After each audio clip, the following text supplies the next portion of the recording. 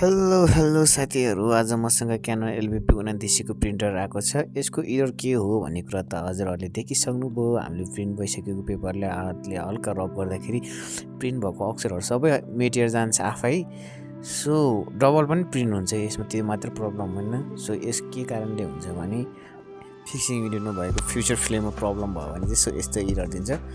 त्यसैले साथीहरू म चाहिँ फ्युचर फ्रेम चेक गर्न जाँदैछु। त्यसको लागि फर्स्ट अफ अल हाम्रो पछाडि भएको दुईवटा किला खोलेर मैले देखाए आन्सर बिस्तारै खोल्नु होला।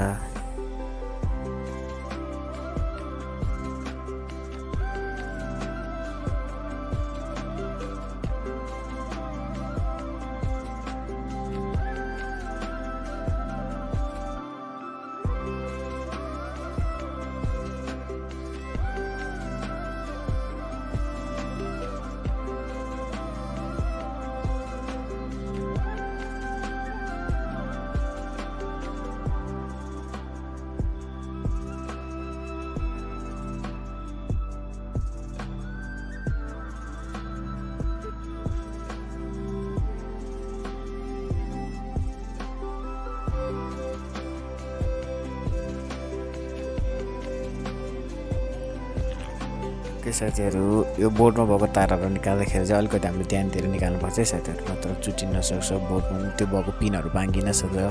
त्यो चाहिँ अलिकति होसियार भएर अलिक हामीले सजग भएर निकाल्नुपर्छ साथीहरू, बिस्तारै निकाल्नुपर्छ है त। ओके, सो मैले देखाए अनुसार फलो गर्नु होला तपाईँहरूले।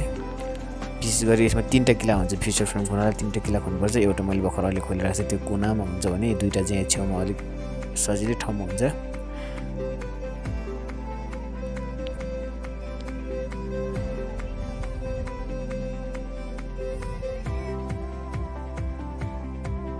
ओके, मैले फ्युचर युनिट निकालिसकेको हो क्यानन 29 को।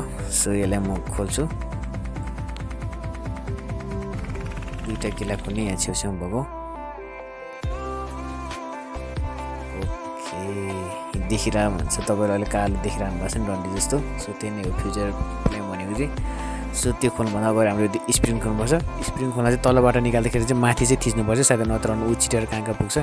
सो हामीले त्यो माथि काटेको भएमा ट्याक्क एउटा औँलाले थिचेर तलबाट निकाल्नुपर्छ। सो निकालेर ट्याक्क मैले फ्युचर युनिटलाई खोल्नलाई अब मैले निकालिसकेँ तिनीहरू सबैलाई। ओके साथीहरू, यही है फ्युचर फ्रेम भनेको चाहिँ। यो चाहिँ अलिक प्लास्टिक हुन्छ, अलिकति हामीले बिस्तारै गर्नुहुन्छ। यो काम गर्दाखेरि चाहिँ यो फुट्यो च्याट्यो भने चाहिँ काम गर्दैन प्रिन्टरले। सो मैले यसो निकालेर हेर्दा यो भित्र पानी जस्तो केही बाफहरू उठेर बसेको थियो। अहिले तपाईँहरूले देखिरहनु भएको छ सायद।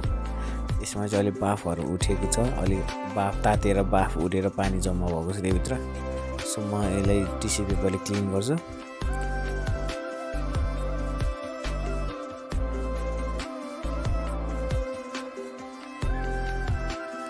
ओके, अब म यो स्केल मुनि पनि हेर्दैछु है साथीहरू। यो टेम्परेचर स्केल यो मुनि पनि फोरहरू जाउँ भने त्यस्तो प्रब्लम हुन्छ। सो म यसलाई चाहिँ अहिले हामीले बिस्तारै सफा गर्नुपर्छ साथीहरू। चाहिँ अलिक जोखिम हुन्छ नि, महँगो नि हुन्छ, यो हातपट्टि पाउँदैन यो मार्केटमा। सो यो सफा गर्दा चाहिँ अलिकति हामीले ध्यान दिएर सफा गर्नुपर्छ। सो मैले टिस्यु पेपरले मजाले सफा गरेँ यसलाई, हरेक फोरहरू सबैलाई। अब म स्केल हाल्दा ध्यान दिएँ है साथीहरू, एकदमै ध्यान दिएर गर्नुपर्छ यो स्केलहरू सफा गर्दाखेरि।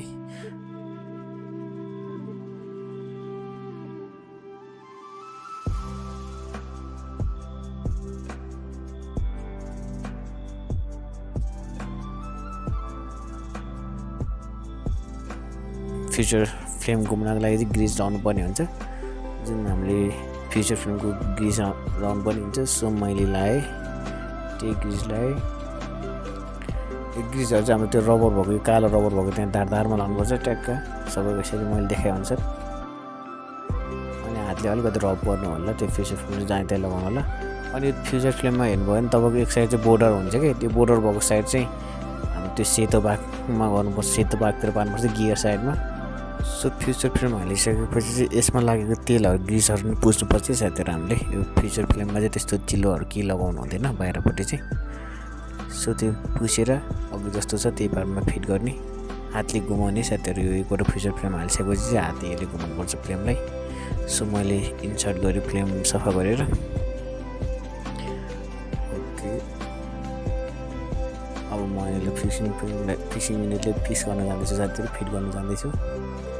मैले देखाएको अनुसार फिट गर्ने साथीहरू।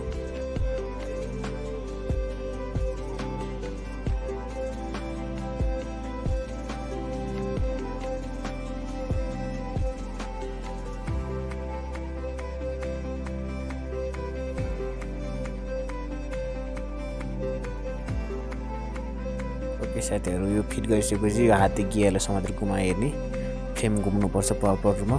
घुमेन भने फेरि खोलेर त्यसलाई सफा फेरि घुमाउनुपर्छ हातले। सो यो घुमिसकेपछि चाहिँ हामीले यसलाई पहिला जसरी गरी फिट गर्ने, कभर लगाउने बारेमा त्यो एउटा।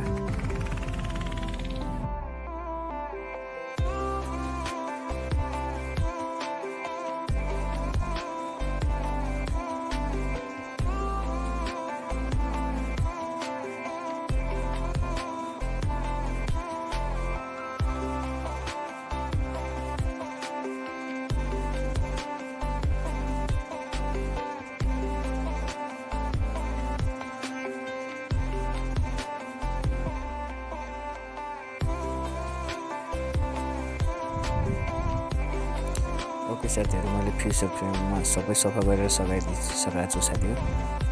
सो अब म यसलाई प्रिन्टरमा फिट गर्छु। फिट गरेर चाहिँ हामीले ट्याक्कै मिलाएर फिट गर्नुपर्छ साथीहरू। यदि आङ्गो भयो मिलेन भने तपाईँको ग्यार आवाज आउँछ, जसले गर्दा हाम्रो प्रिन्टरको गियरहरू फुट्ने पनि सम्भावना हुन्छ। सो यो फिट गर्दा चाहिँ अहिले हामीले ध्यान दिएर ट्याक्क मिलाएर लेभल मिलाएर फिट गर्नुपर्छ साथीहरू। सो मैले किल्ला कसेँ, यो तारहरू पनि राम्रोसँग मिलाएर गर्नुपर्छ।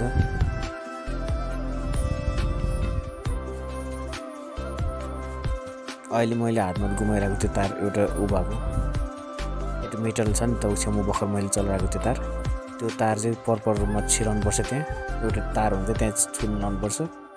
त्यो त्यहाँ छुएन भने हाम्रो प्रिन्टर खाली आउँछ साथी हो। त्यो एउटा सेन्सर हो हाम्रो। सो यो तारहरू जोड्दाखेरि चाहिँ तपाईँहरू कन्फ्युज नहुनु। त्यहाँ एउटा कालो हुन्छ भने बाँकी तिनवटा सेतो हुन्छ। सो कालो चाहिँ कालोमै जोड्ने। कालो तारको तपाईँको बेस हेर्नु त मैले देखाइरहेको छ, त्यो कालै हुन्छ। सो त्यही कालो ठाउँमा हाल्ने। मैले त्यही कालो ठाउँमा इन्सर्ट गरेँ अनि तपाईँको त्यो सेतो तिनवटा पिन भएकोमा हाल्ने। पिन चाहिँ मजाले गर्नु है साथीहरू। कालोको फर्स्टमा कालो हाल्ने, त्यहाँदेखि पिन गर्ने र हाल्ने है त साथीहरू।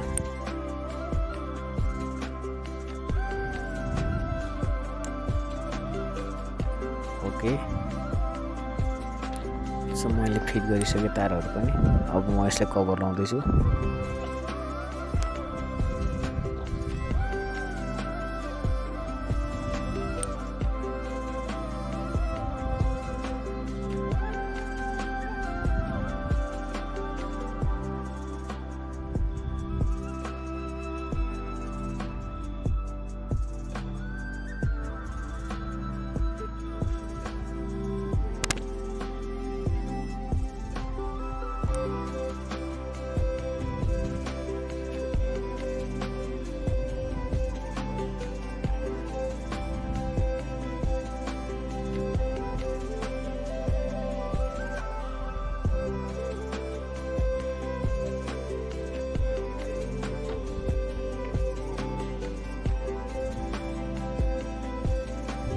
साथीहरू, मैले सबै रेडी गरिसकेँ। म अब किला कस्छु फाइनली। किला कसेर म यसलाई टेस्ट गर्छु। हेरौँ है त साथीहरू, मेरो प्रिन्टर कतिको रेडी भएछ। मैले त्यो प्रब्लम सल्भ गरिसकेँ छैन रहेछ।